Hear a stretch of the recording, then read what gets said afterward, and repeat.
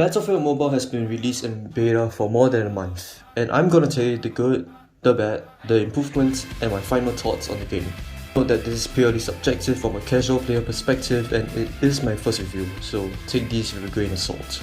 Firstly, let's see the game's tutorial. It opens with you and your squad in helicopters that are not playable so far, clearing an opponent's side. It teaches you how to aim, hit and aim fire. Next, you get hit by a tank. Yeah. Get off angle. Fucking tank! Where'd that come from?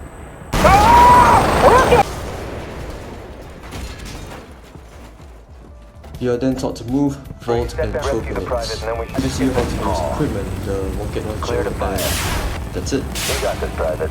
The tutorial isn't the best as it doesn't cover everything about Battlefield and especially its uniqueness with its separate classes. It is played more like a campaign than a training session.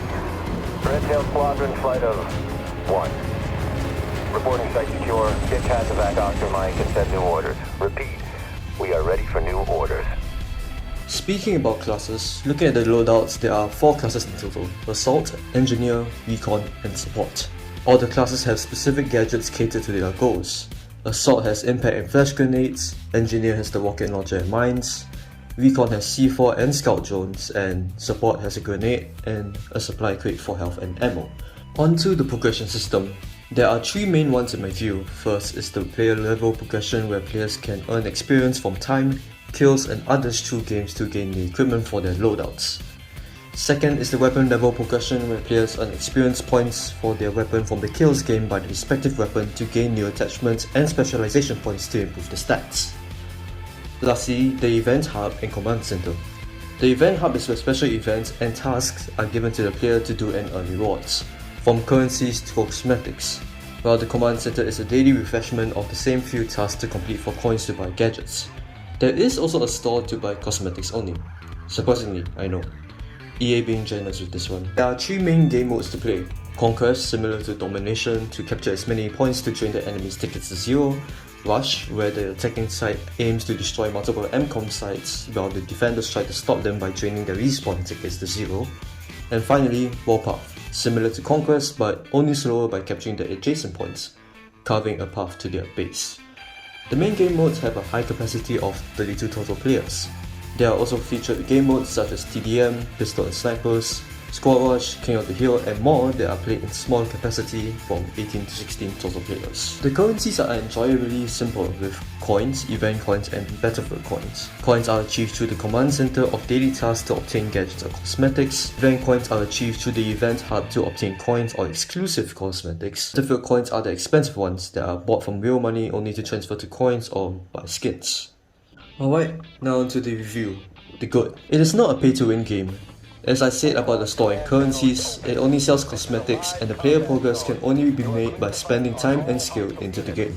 This is definitely a big motivation for the casual player base out there. Number 2. It is very fun and attractive. In the games, it is most likely that you will be glued to your screen from all the chaos and action present in the games. At one point you can be setting up an ambush, another you can be rushed by the whole squad, and the next thing you know, a tank shows up. Number 3. It feels very surreal. The quality is surprisingly not bad for a beta game, with environments moldable from players' actions like using explosives to manipulate the battlefield. You get an adrenaline rush every time your team pushes an objective or showdown begins. However, that is where it ends. Onto the bad. Number 1, it is very time consuming and not in a good way. When I said that player progress can only be made by spending time and skill into the game, that time is very long. Looking at player progression, it is easy at the start but gets heavy at around level 18, which makes me tired of it. It doesn't stop there though. Weapon progression takes ages. The large number of enemies and the long time of the matches don't give enough opportunity to level up. It will take a lot of matches to even gain 1 level. Imagine doing 40 of them. Number 2, the servers are not the best. At the bottom left of my screen, I was getting an average of 50 millisecond ping per match. When reaction time is crucial in FPS games and there is a large amount of lag, your bullets don't feel like they're hitting and the kill rate fails.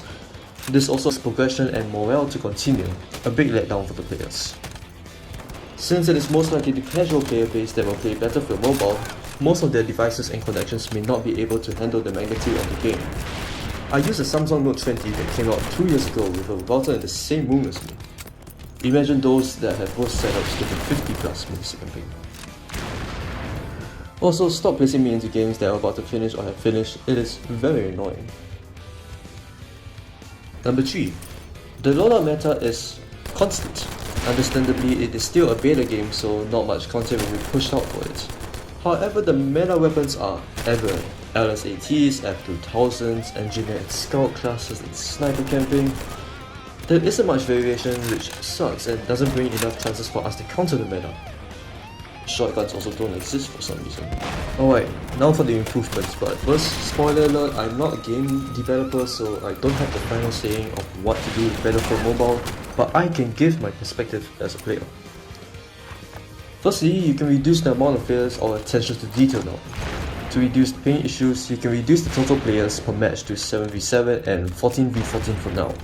It won't affect the mood very much, but can bring in more players as a result. Details can also be thrown until the game's out of beta to reduce the lag when multiple explosions are happening in the environment. Number 2, introduce a system to help with progression. Progression takes very long, so why not help the players out there by buying EXP for their weapons? Call of Duty Mobile has done this with gun EXP cards that can be bought in the store and the player base likes it. Or if you don't want to copy them, just decrease the amount of effort needed, please. So, how do I feel about Battlefield Mobile in the current state as of December 1st, 2022? It is interesting and enjoyable at the start, but dies down hard at the end. A game wants to catch their players and hold them, like Supercell's motto in their games. Battlefield Mobile easily hooks the player, but struggles to keep them motivated. I actually wanted to write this after I maxed out my player level, but didn't want to grind hard, so I left it sitting on my phone for a few weeks. This is especially important when other companies are presenting their games on mobile, like Call of Duty Warzone Mobile arriving in early 2023 and Rainbow Six Mobile. There will be competition for the players, and since Battlefield is the first to come out, take the chance and hold the players. We can only play 1 to 2 games of this type to keep us both active online and offline. And leave your thoughts in the comments too. Command channel wide. This sector is now under friendly control.